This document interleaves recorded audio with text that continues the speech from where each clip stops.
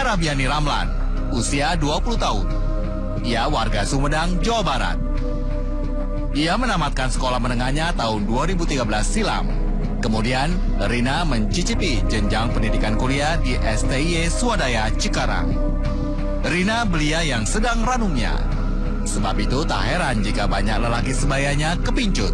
Seorang lelaki yang pernah singgah di dalam hati Rina bernama Irman.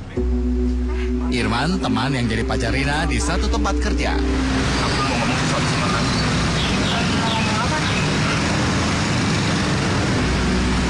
Aku mau balikin sama kamu. Lagian kan orang tadi udah setuju. Aku pengen hubungin itu kayak dulu lagi.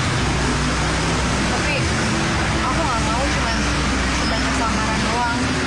Iya, enggak. Aku mau nikahin kamu. Kamu mau kan menikah sama aku? Iya, Rina mau.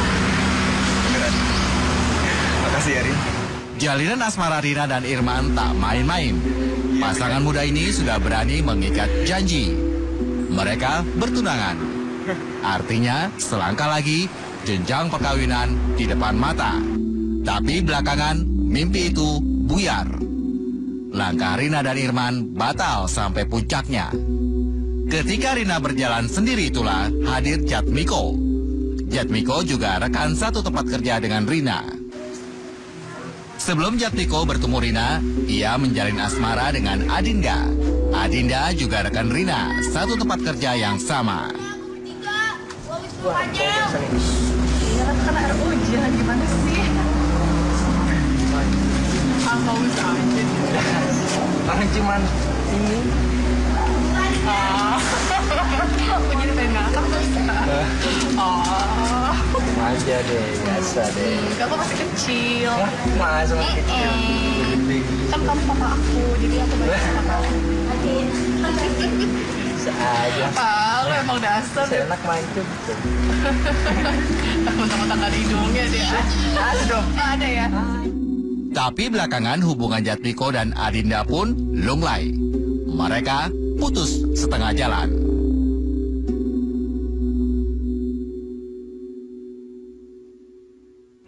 Sebenarnya kenal sudah lama ya di PT yang dahulu kita kerja bareng. Tapi dekat itu setelah saya habis kontrak. Jadi setelah saya habis kontrak kita dekat ya, saya kan sempat pacaran sama temannya dia. Nah, saya curhat-curhat gini-gini. Ternyata dia juga bekas putus juga. Tapi yang lebih sering curhat tuh saya curhat. Nah, sampai akhirnya kita deket. Saat posisi Jatmiko dan Rina dalam keadaan yang sama inilah pertemuan keduanya terjadi. Rina ya? Iya, siapa ya? Oh, aku Niko. Rina. Kamu di divisi mana? Oh, aku di admin. Kamu? Aku di operator. Oh, iya. Boleh minta nomor handphone kamu nggak? Oh, boleh catat aja. Berapa? Iya, 08. Ya. 56 77. Oke. Makasih ya. Duluan ya. Ya. Tak butuh waktu lama, Jatmiko dan Rina yang sama-sama sedang mengalami patah hati malah menyatukan hati. Nah, saya baru tahu kalau dia itu udah baru putus sama tunangannya. Nah, saya bilang tanya, beneran udah putus? Kan kalau tunangan kan tukar cincin, terus keluarga juga udah ini. Nah, dia bilang udah putus, udah dibalikin cincin sama emas, dikasih tuh emas berapa gram gitu saya lupa. Selanjutnya adalah hari-hari Jatmiko dan Rina. Iya. Dia lo pacaran sama Rina ya? Ya, baru sih. Tapi kalian udah putus kan? Iya sih, sempat break kemarin. Oh yaudah, iya. Titip Rina ya. Oke. Jaga dia. Iya. Iya. Duluan ya.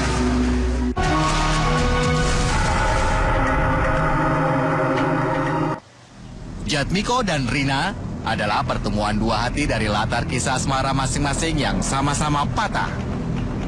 Tapi memang dibanding Jatmiko, jalan asmara Rina jauh lebih dalam. Rina terpaksa membatalkan pertunangannya. Namun Jatmiko mengelak jika dirinya merebut Rina dari tunangannya. Tapi sempat pernah ketemu sama Irman nggak? Pernah.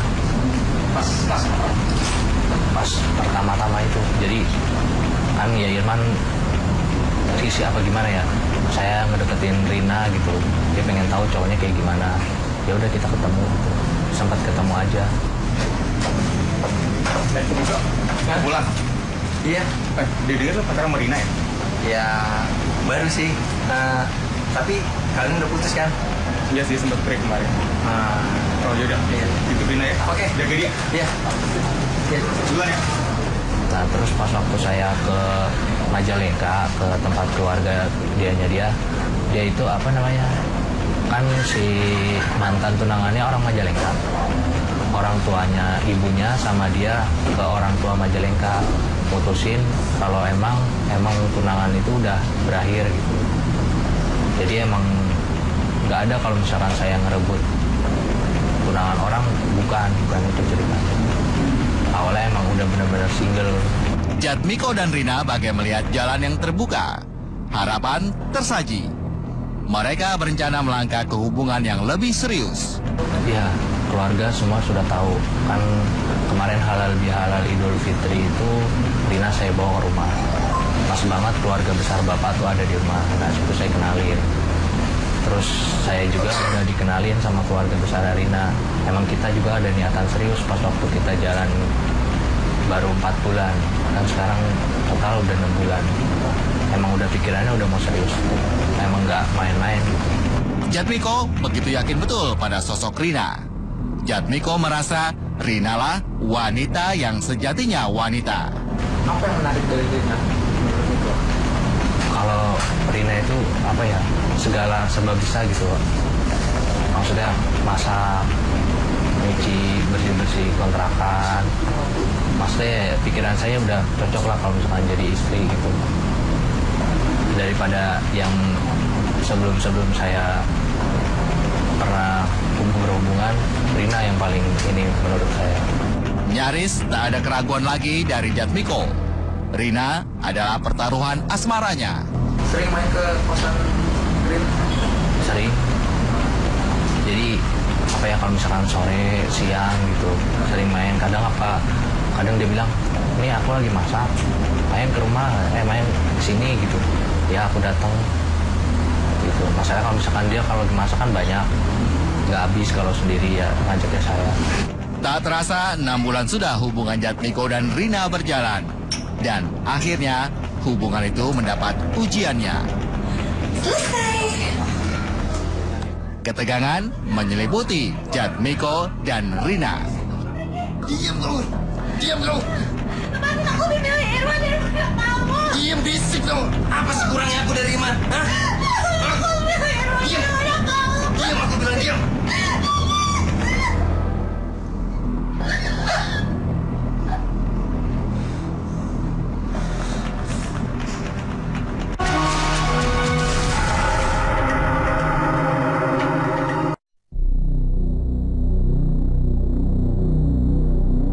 Setiap hubungan asmara punya resikonya. 6 bulan perjalanan hubungan Jatmiko dan Rina pun mulai menuai ujiannya. Minggu 15 November 2015 adalah satu hari dari sekian hari dalam perjalanan 6 bulan masa pacaran Jatmiko dan Rina. Hari itu jadi penting. Jatmiko sedang ditubir jurang persoalan asmara. Rina bersikeras memutuskan Jatmiko. Oh, nggak usah.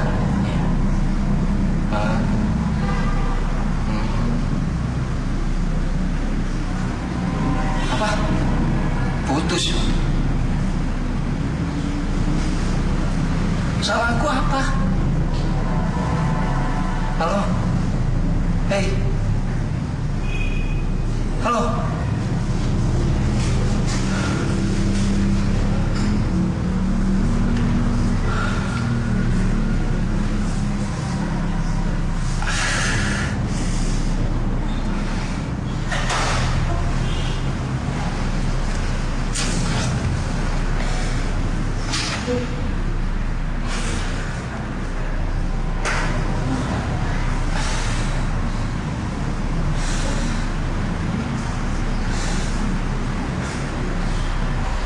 Ya awalnya hari Minggu tanggal 15 kan saya dapat BBM dari korban pacar saya. Ya jadi di BBM-nya itu bilang kalau misalkan disuruh ngambil pakaian yang ada di kontrakannya itu, pakaian saya. Nah ya saya bilang kan saya lagi main, kalau misalkan minggu sampai rumah saya ambil, tapi kalau misalkan enggak ya besok. Ternyata minggu jam 9 malam itu saya sampai rumah. Nah ya udah saya samperin kontrakan. Jatmiko tak tahu pasti apa alasan Rina hendak memutuskan hubungan dengannya. Dan satu lagi, mengapa nama Irman kembali tersebut oleh Rina.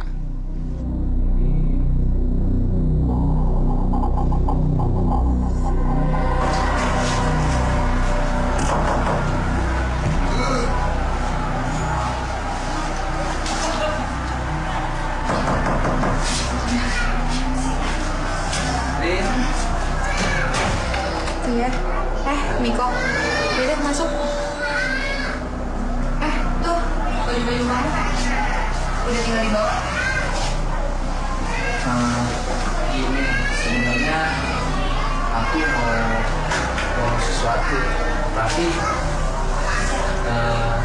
gimana kalau kita sambil jalan-jalan? Kemana? Ke tempat biasa aja, kita kancol. Udah deh, aku ambil jaket sama tas dulu ya. Bentar.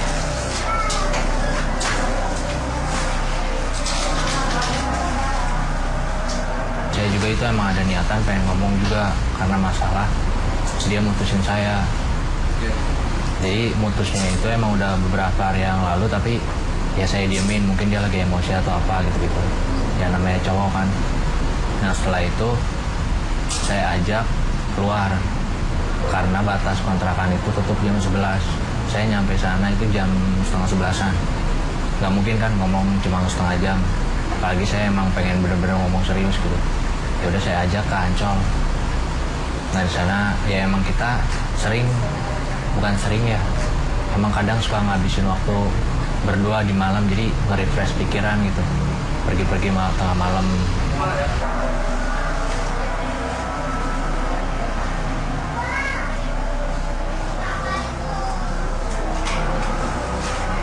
Aku kayak gini aja ya. Yuk.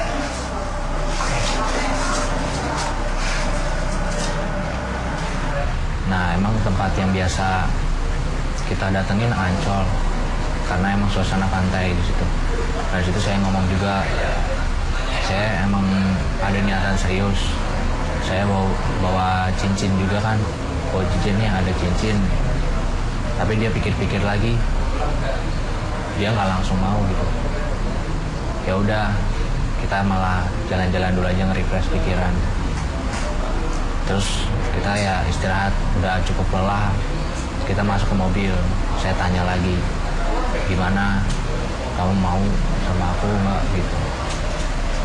Itu masih pikir-pikir lagi, nanti aja lah, mungkin kecapean atau apa gimana. Kita pulang itu jam mau subuh, pulang jam 3 atau setengah 4 itu. Nyampe kontrakan sebelum subuh. Nah sebelum subuh pintu kontrakan kan masih ketutup. Kita istirahat lagi di mobil. Ya, pintunya dikunci tuh. Gimana nih? Ngantuk lagi. Pagi di lingkungan kos Pondok Komando di Desa Serang, Cikarang Selatan, Kabupaten Bekasi itu, ketegangan percakapan Jatmiko dan Rina berlanjut. Setelah subuh atau jam berapa ya, pintu kontrakan sudah buka, saya lihat. Ya udah kita masuk. Sebelumnya sempat cekcok lagi setelah bangun cukup ya kayak tidur ayam gitu. Maksudnya nggak tidur lama. Kita sempat cekcok di sana. Saya tanya, dia nyuruh saya pulang, saya nggak mau. Soalnya saya belum dapat jawaban.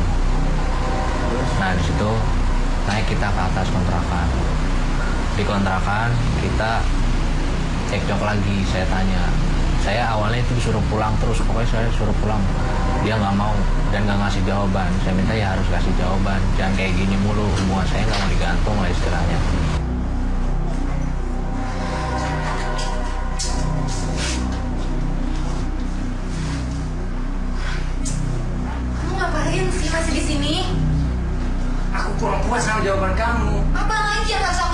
sakit. Enggak, pokoknya aku nggak puas sama jawaban kamu. Aku nggak mau putus.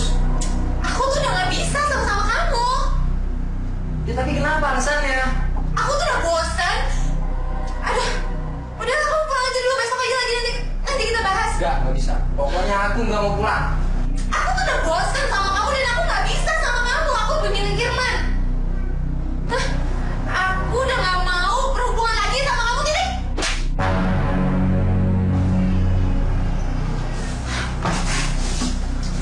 Mau pulang nggak?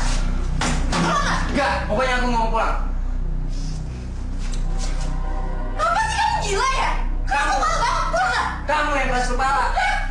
Nina. Gila.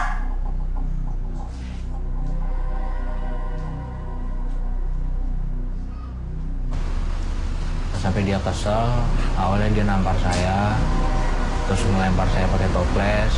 Saya dorong biasa. Terus dia saya nendang, pokoknya sampai terjadi saya megang lehernya itu dan sampai dia bilang saya lebih milih Irman daripada kamu. Kamu pulang aja. Itu yang gak tahu kenapa ya, kejadian cepet banget. Saya emosi, terus ya saya nggak tahu lah. Yang saya tahu terakhir ya udah dia udah nggak ada. Situ saya panik, saya berkas, saya rapiin semuanya di sana.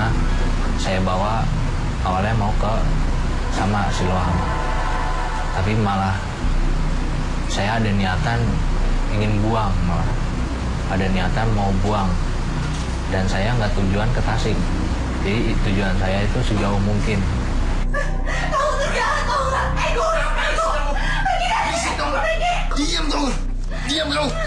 Lepasin, aku lebih milih Irwan daripada kamu. Diam, berisik kamu. Apa sih kurangnya aku dari Iman? Hah? Aku milih Irwan Diam. daripada kamu. Diam, aku bilang diam.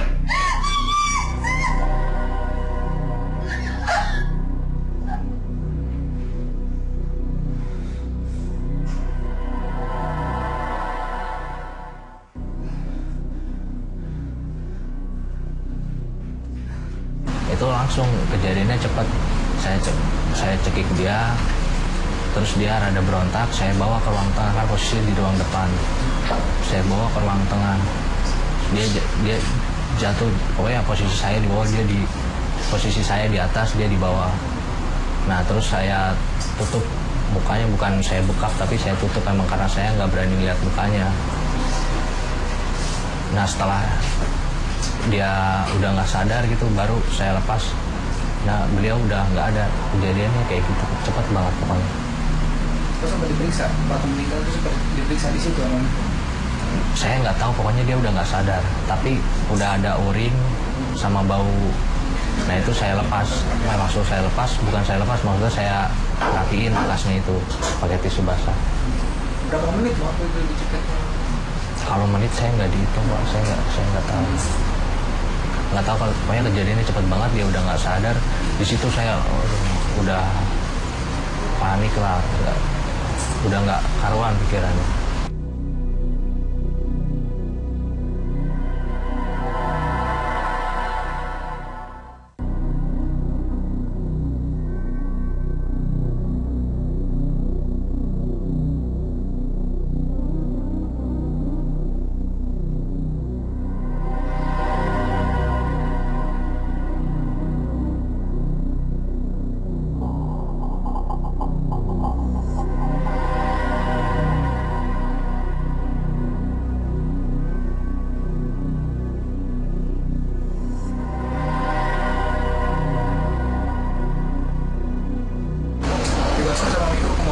Iya, saya gotong, posisinya kayak orang gendong belakang.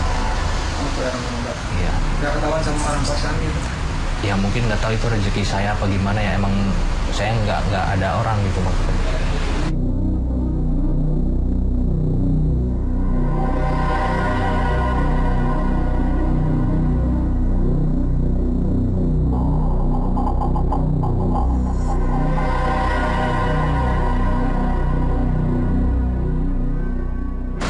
Nah itu sebelumnya mobil rental. Jadi sebelumnya kan saya minggunya Sabtu itu jalan-jalan. Sama? Jadi sempat janjian sama temen PT, tapi dia nggak jadi karena hari Jumat itu dadakan, minggunya suruh masuk. Jadi saya jalan sama adiknya ketemuan. Setelah itu? Iya, udah itu aja, jalan-jalan aja. Oh, jadi mobil itu masih terus? Iya, jadi masih nerus kan karena emang balikinnya Senin pagi.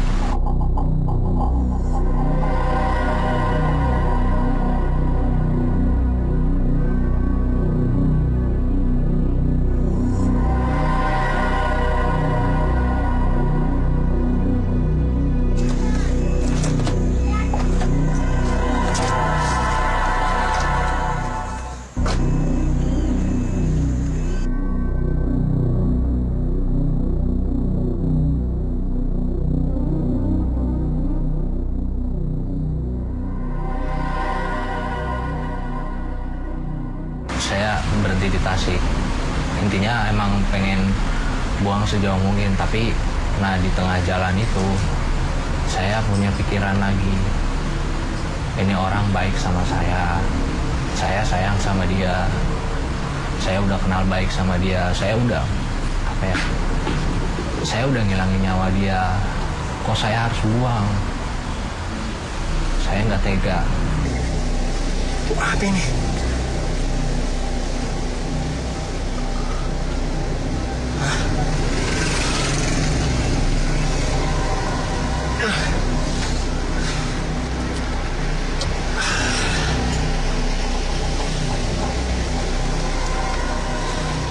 Bisa sih.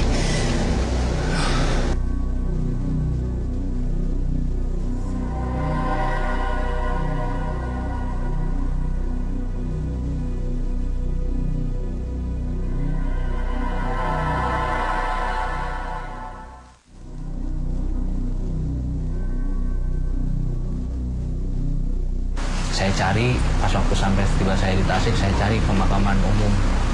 Ibaratnya pemakaman yang besar, saya tanya di warga, Pak, pemakaman yang besar di sini di mana? Dia bilang di Cinehel. Nah, di Cinehel itu saya langsung samperin ke Cinehel, saya tanya pemakaman. Di situ penjaganya dia nggak bisa langsung terima mayat gitu, nggak bisa, harus dikafani, diinin dulu. Nah, itu disarankan ke RSUD dulu, ke Tasikmalaya itu.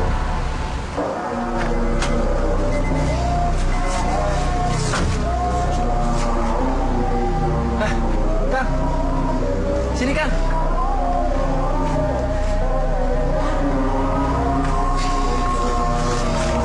Ada apa Kang? Ini ada saudara saya yang meninggal. Bisa langsung dikubur. Jenazahnya mana? Ada di dalam mobil. Astagfirullahaladzim. Aduh Kang, saya mah nggak berani Kang. Mendingan akan bawa ke rumah sakit dulu, dimandiin itu. Saya nggak berani Kang, bener. Oke Kang. Ya, Terima Kang. kasih. Maaf ya Kang. Ya.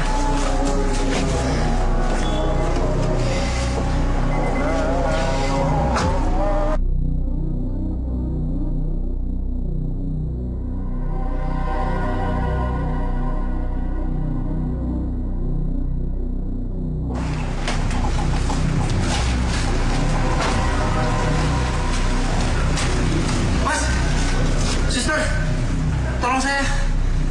Suster, tolong. Bantu saya. Bantu saya, suster. Saya angkat ini.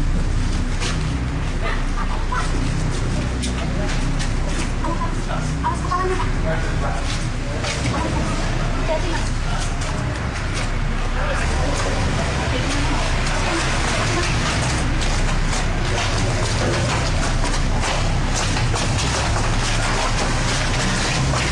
Ya di situ saya emang cerita bohong sih. Saya bilang itu bukan pacar saya, itu adik asuh saya yang karena udah meninggal gitu. Saya nggak tahu kejadiannya gimana ya.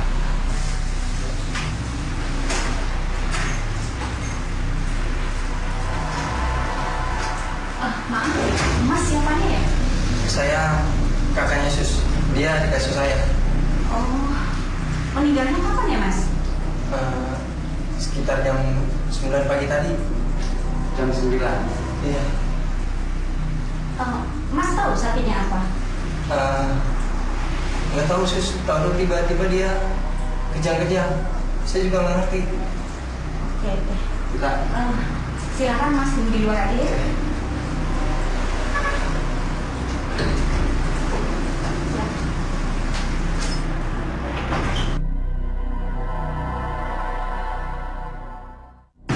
Ini kayak ada lebam di bagian leher.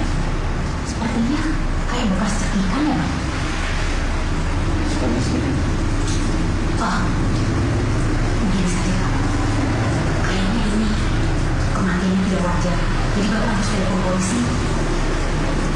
Udah mendingan kita.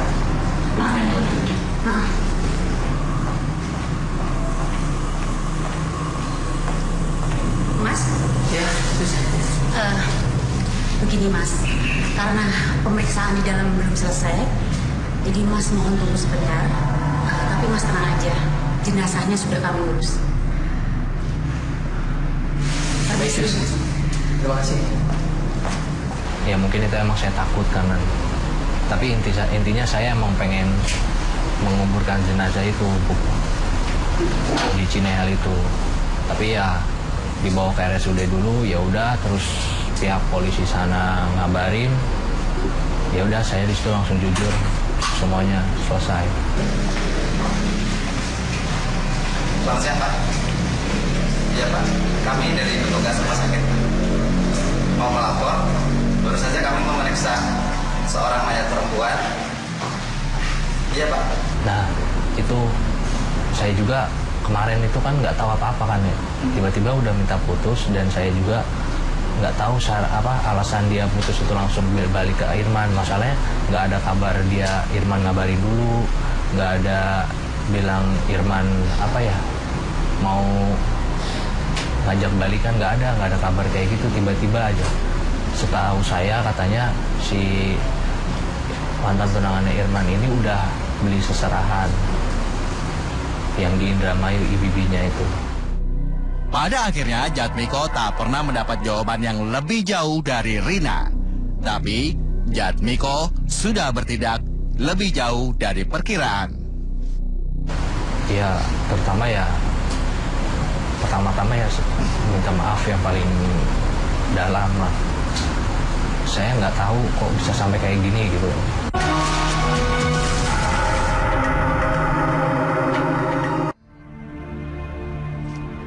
Jatmiko tak pernah mendapat jawaban utuh dari Rina soal mengapa dia memutuskan hubungan ini. Rina hanya menjawab, ia ingin kembali ke pelukan mantan tunangannya, Irman. Nah, saya putusnya itu nggak kepikiran kok. Ya udah lah, biarkan kita ada jalan lain atau apa. Tanpa segitu emosinya. Ya itu makanya saya nggak sadar ya pas di sini dibilang bodoh lah, kenapa nggak cari yang lain katanya gitu. Ya saya juga nggak tahu ya, mungkin namanya sayang udah banyak kenangan sama dia. Jujur Rina juga bilangnya kenangan saya sama tunangannya lebih banyak ke saya. Masalahnya saya 6 bulan itu ya intens gitu ngedeketinnya si Rina. Kalau sama tunangannya jarang gitu katanya gitu. Ya pertama-tama ya minta maaf yang paling dalam lah. Saya nggak tahu kok bisa sampai kayak gini gitu. Saya juga sampai sekarang nggak nyangka, nyesel banget. Tapi ya udah kejadian, mau gimana, saya juga nggak bisa balikin waktu. Intinya saya minta maaf, terutama kepada keluarga. Saya bilangnya ibu Soleha, bapak Iyai, adik Iko, Iki, sama adik Siva yang ada keluarga di Sumedang.